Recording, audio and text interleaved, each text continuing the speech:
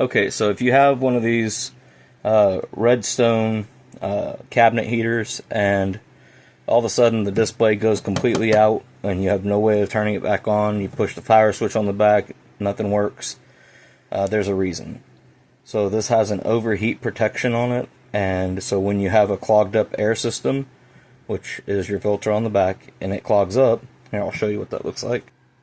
Okay, so here's your filter, and you can see this one's super clogged up. When it doesn't have a free flowing air, so the filter's all clogged up, it'll trigger that reset button, and your display will go completely out, and they recommend you taking it to an electrician. Now, obviously I can't afford to take this thing to an electrician. That cost me more than what I spent on the heater itself. So, there is a trick to it, and I'll show you what that trick is. So first of all, you're going to want to take off these two screws right here, and you'll take off this little back panel here, and I'll show you that in just a second. There are videos out there. There's a video of a woman out there right now telling people to take this off, and that there's a cord back there. You just pull on that cord and it resets it. So she's full of it. That's your thermostat, and you'll break that thing off, so don't pull on it. It's actually it's clipped into your board here, and I'll show you just in a minute. And then on that clip there's some hot glue on there, so you're not going to be able to do anything except for break the little wires inside there. So don't do that. Take off these two screws. Okay, now that you've got those two screws off and you got that panel off, that's your air filter panel, you can look down in here and see your board.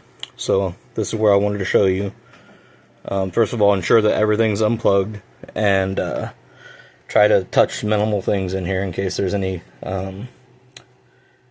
stored up energy.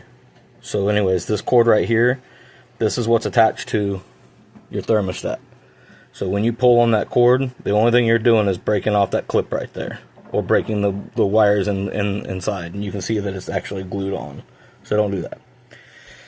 Down here, see if I can zoom in for you.